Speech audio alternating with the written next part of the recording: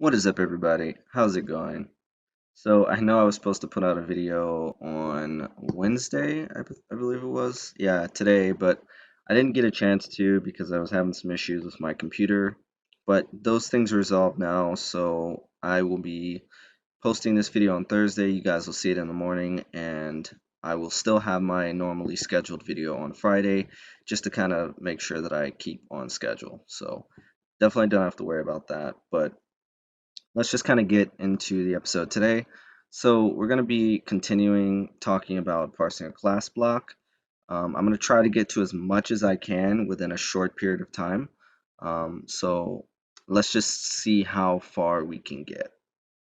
All right, so the first thing, well, if we go back up here to our parse class declaration, so I've already shown you guys everything. I've shown you how to parse a generic class, how to parse a base class, and then also how to parse your interfaces. Now we're going to be getting into parsing a class block. So I'm going to take this code here. Well, I guess I can leave it. Um, I'm just going to go into the class block. Now, you're going to want to create a block function, and you're going to want to have an AST block. Now, here's an important thing I want to note. Whenever you're processing any type of block, depending on what was preceding that block, I typically just use the same AST. So I use AST block for when I'm processing functions, when I'm processing classes or interfaces. Like basically anything that is inside of these curly braces is considered a block, and I just determine what I need to process based on the type of block or the type of AST that the block was contained in. So just keep that in mind. It cuts down on a lot of code, and we'll see more of that when we get to the back end side of the compiler, but just want to put that out there. So the first thing we're going to want to do is create a branch of AST block, and then we're going to want to immediately expect a left curly brace. Once we do that, you're going to want to create a while loop. So in our class, right, you can block things up even further. So you can do like this, um, and you can basically put this or segment this into another block. This will represent another scope. Now, these variables, whoops, are technically still created within inside of the home class, but you're just scoping it into, or you're putting it into a different scope. This doesn't really matter more so at the class level, but I just added this functionality because almost every programming language that uses curly braces for blocking has this feature, so just to support it. So we're going to need to create a brackets variable, and we're going to set it to 1 initially because we've already processed our first bracket. Then you're going to want to create a while loop, and while we're not at the end of our file and brackets is greater than 0. So you want to make sure that once bracket is not greater than 0, you want to basically end this while loop. And we'll see in a little bit how I actually do the code for the brackets. But immediately following that, you want to make sure that you're going to start to have to put this in almost every single function now, at least the major ones. I don't put this error check limit in like parsing access types or module declarations, but I do put it in the big ones where I'm doing huge loops and you're processing like classes or functions with statements and so on. So next you want to advance and you want to do a customary parsing access types. So this is going to pretty much be used anytime we have access types we want to process in our code or in our parser. You want to first check to see if the current token is an access declaration. We've already gone over this function. I'm sure you guys remember what this does. It just checks for the various access types. And if that's true, then we parse the access types by putting it in a while loop. And while the current token is equal to that access type, we just add it to our list and advance. So that's pretty straightforward. And once you do that, we're going to start to get into a copying and pasting mentality. So I've already shown you guys how to process module declarations.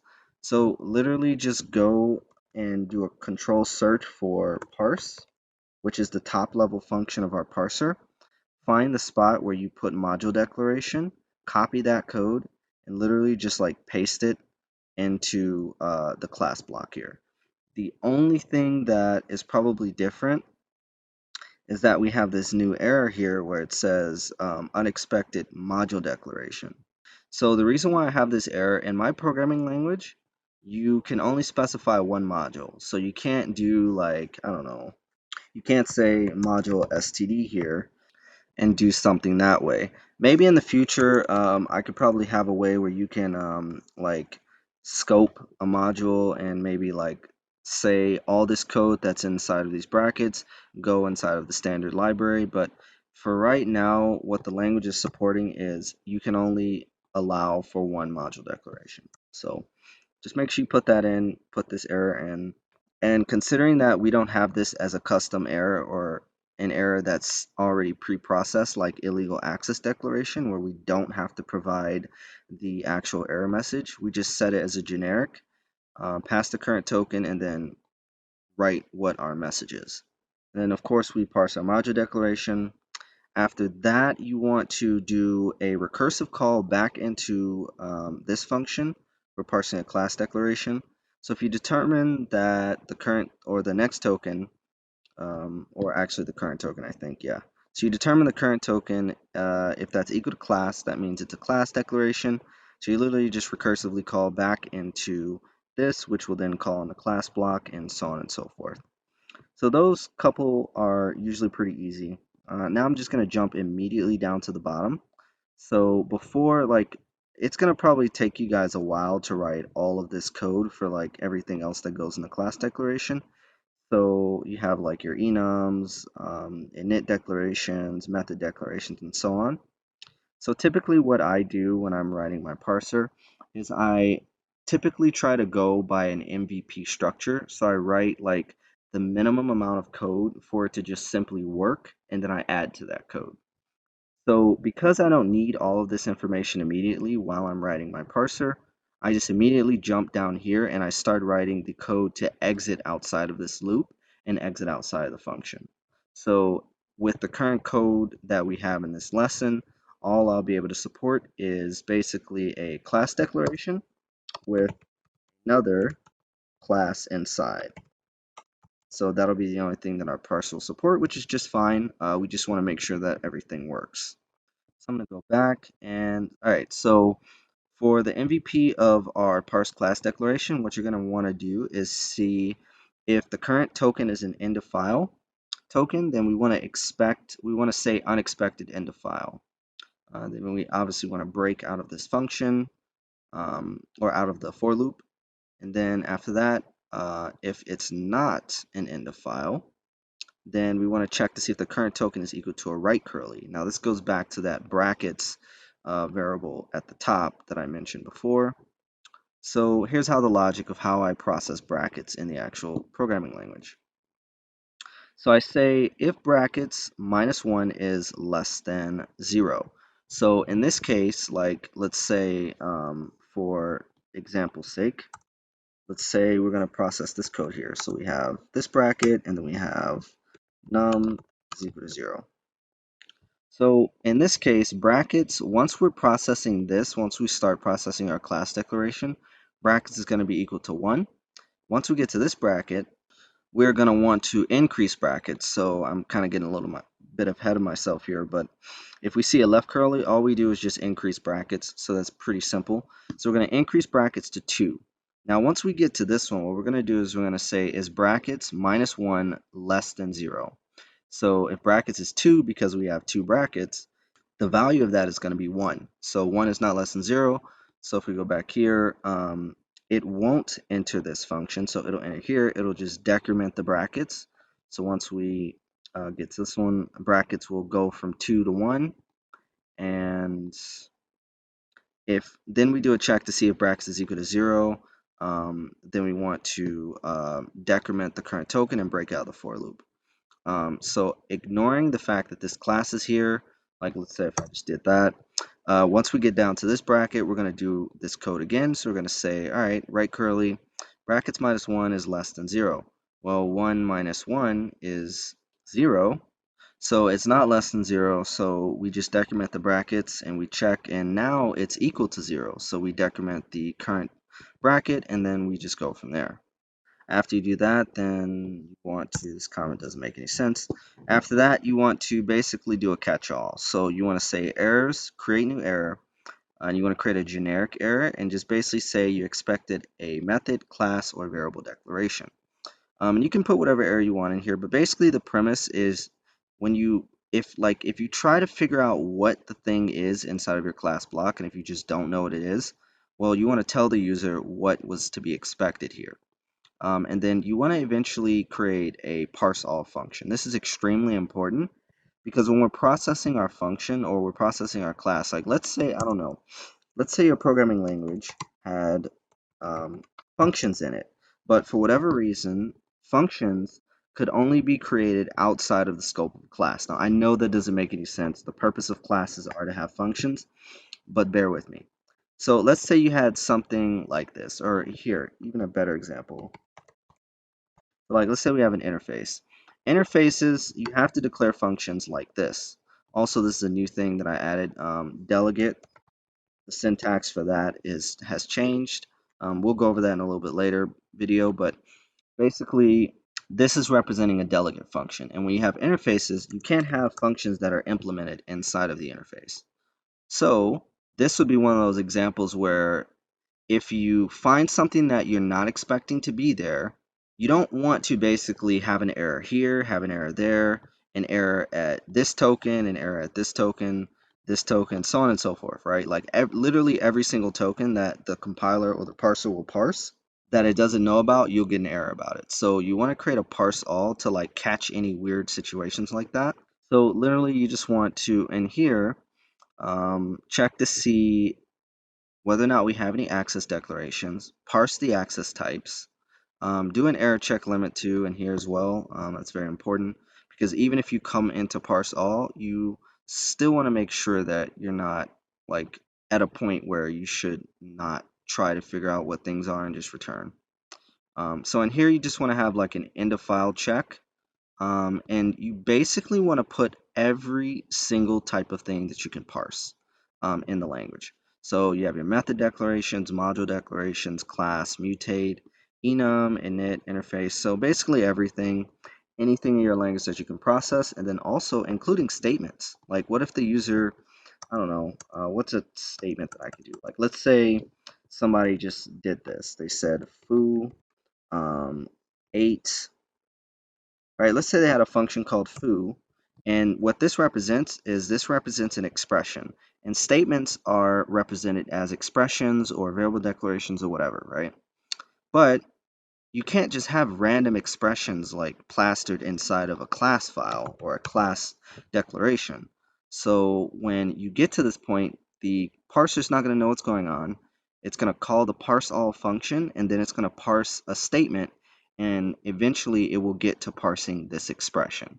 So just keep that in mind when you guys are parsing it. I don't think I really have to go over this parseAll function.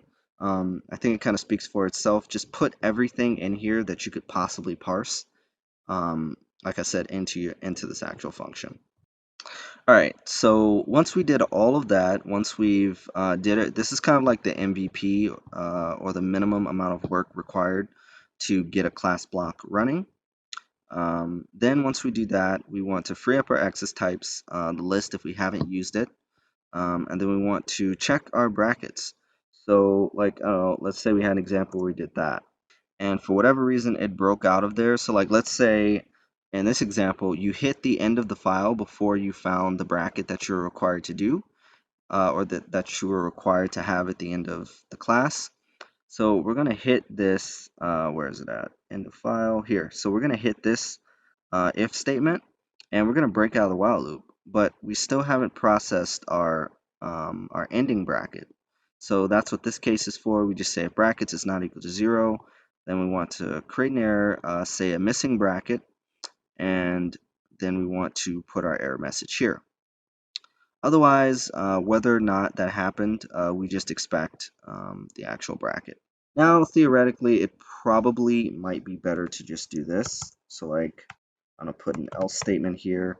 Obviously, if brackets, if there's an error with processing the bracket, then it probably wouldn't make sense to do the expect function. So I'm just going to do this way. So yeah, that's going to be it for today. Friday, I'm going to go into a little bit more detail on the next thing that we're going to process.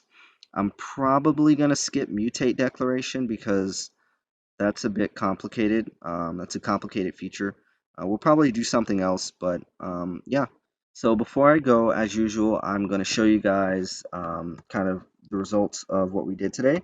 So I'm going to create a class called inner class.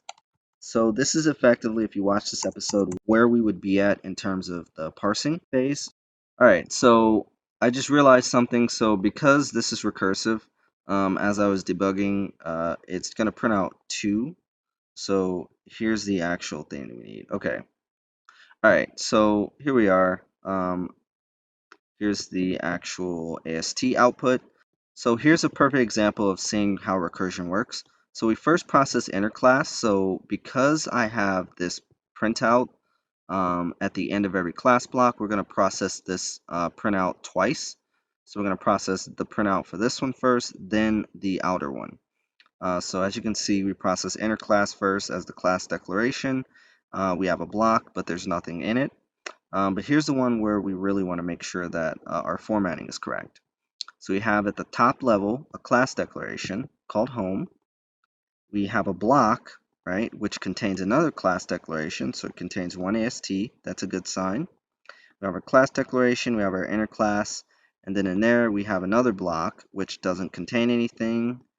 So it has 0 ASTs. So it looks like everything's done correctly. So yeah, that's it for today, guys. As per usual, I'm going to go up to my repository.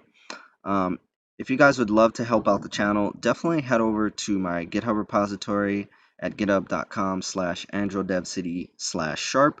This is where the actual development for the language happens. And definitely watch, star, and fork this repository. That gives this language a ton more visibility and lets other developers know this language exists. And of course, if you guys would love to keep a more up-to-date look at what's going on the day-to-day with the language, definitely head over to the remastered branch. This is going to be the branch that I'm primarily working on for the remainder of the development of the programming language. This is the most up-to-date one. I usually update it once every couple of days or so. And if you're interested in finding a little bit more about the language, you can definitely check out the doc folder. That's going to contain a bunch of helpful information. But the main things, if you guys want to see anything that I've done in the past, check out the changes folder or the changes file.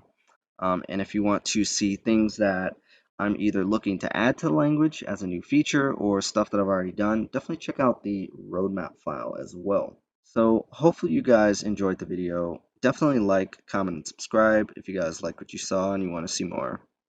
Until next time, I'll see you guys later.